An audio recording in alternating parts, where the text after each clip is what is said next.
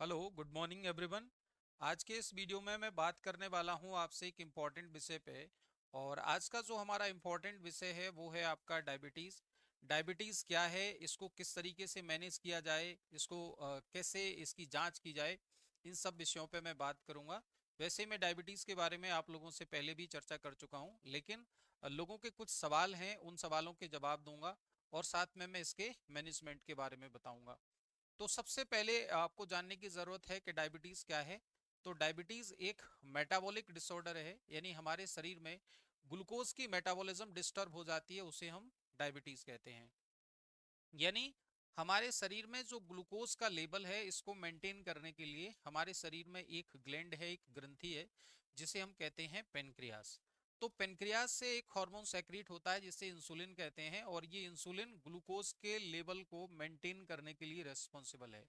अब मैं आपको बताना चाहूंगा कि इंसुलिन का जो सिक्रीशन है, ये ग्लूकोज के लेवल को मेंटेन करता है। इसका मतलब ये बिल्कुल भी नहीं है कि जिस व्यक्ति में इंसुलिन की मात्रा ज्यादा है या कम है उसे डायबिटीज है। यानी मैं बताना चाहता हूं कि इंसुलिन के लेवल के आधार पर डायबिटीज को नहीं डिफाइन किया गया है।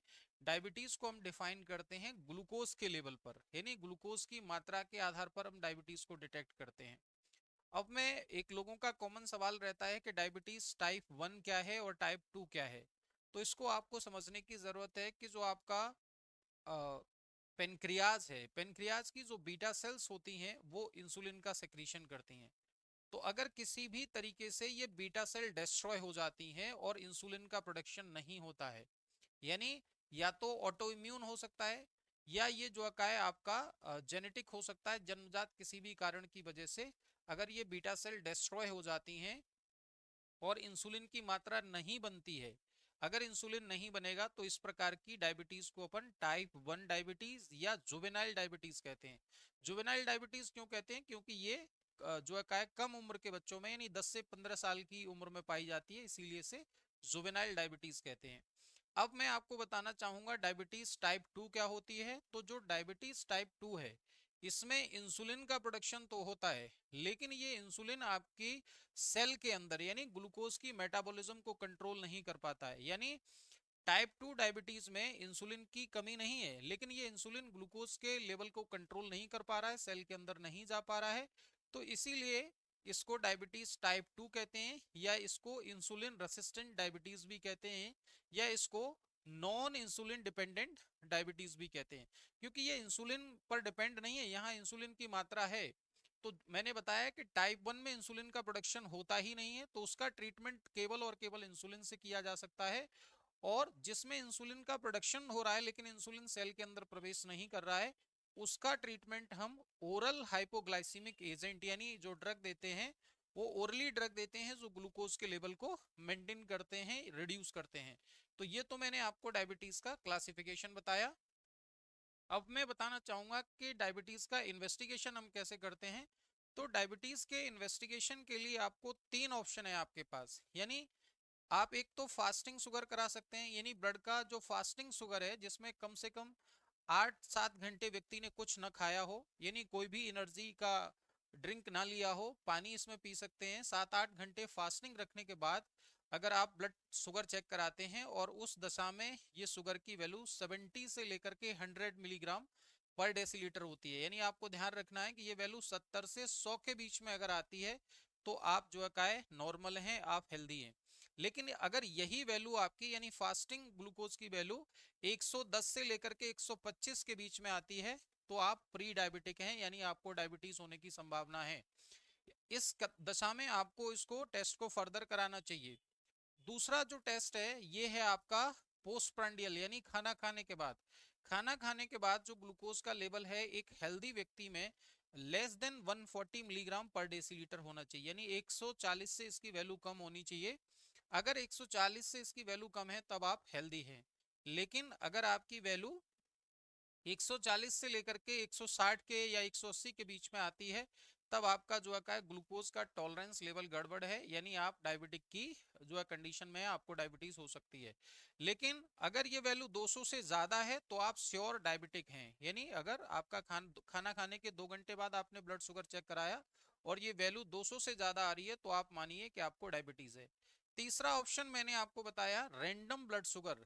तो अगर रैंडम ब्लड शुगर कराते हैं और इसकी वैल्यू आपकी ग्रेटर देन 200 यानी 200 से ज्यादा है, उस दशा में भी आपको जो है डायबिटीज है। तो ये मैंने डायबिटीज के इन्वेस्टिगेशन के बारे में आपको बताया।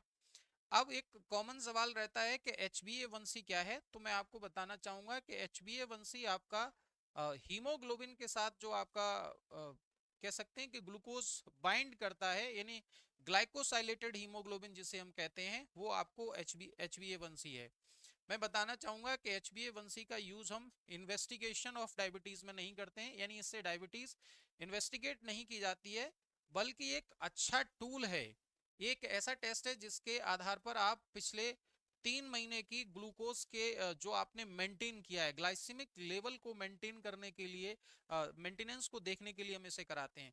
यानी पिछले 3 महीने से व्यक्ति ने अपने ग्लूकोज के लेवल में कोई फ्लक्चुएशन तो नहीं किया है, यानी अपनी शुगर उसने सही से मेंटेन की है कि नहीं की है, इसके लिए बड़ा इंपॉर्टेंट टूल है। तो यानी इन्वेस्टिगेशन के आधार पर हम ये मान के चलते हैं कि अगर किसी व्यक्ति की HbA1c की वैल्यू लेस देन 5 या 6 से लेस देन 6 है, तब उसे नॉर्मल मानते हैं।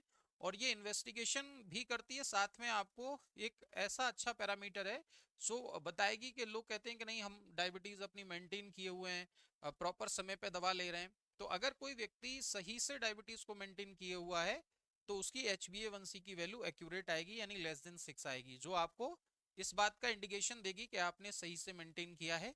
लेकिन अगर ये वैल्यू आपकी मोर देन 6 आती है तो ये इंडिकेट कर रही है कि पिछले 30 दिन, लगभग 90 दिन से लगभग, है ना, अगर हम बात करें तो यानी लगभग आरबीसी की जो लाइफ स्पेन है 90-95 डेज का रिकॉर्ड मिलता है। इतने दिन से आपने ग्लूकोज के लेवल को सही से मेंटेन नहीं किया है, आपने सही से अपनी दवाई नहीं ली है। इन सब के बारे में HbA1c आपको जानकारी देता है। साथ में मैं आपको ये भी बताऊंगा, दूसरा सवाल लोगों का ये रहता है कि क्या डायबिटीज को रिवर्स किया जा सकता है। तो बिल्कुल रिवर्स किया जा सकता है। अगर आप प्रॉपर जो है एक्सरसाइज करते हैं, मेडिटेशन करते हैं, योगा करते हैं, अपनी फूड की हैबिट को सही से सुधारते हैं, तो उस केस में डायबिटीज को रिवर्स किया जा सकता है। और ये कह सकते हैं कि ऐसे बहुत सारे एविडेंसेस हैं, बहुत सारे ऐसे आज के समय में आपके पास बहुत सारी केस स्टडी हैं जहां पे डायबिटीज कंप्लीटली रिवर्सल हो रही है। लेकिन इसमें आपको मेडिकेशन की भी हेल्प लेनी है, इसमें आपको डाइट का भी ध्यान रखना है, इसमें आपको एक्सरसाइज भी करना है, मेडिटेशन करना है, योगा करना है। अगर आप एक होलिस्टिक अप्रोच के साथ में इसे ट्रीट करते हैं तो डायबिटीज को रिवर्स किया जा सकता है, ठीक किया जा सकता है।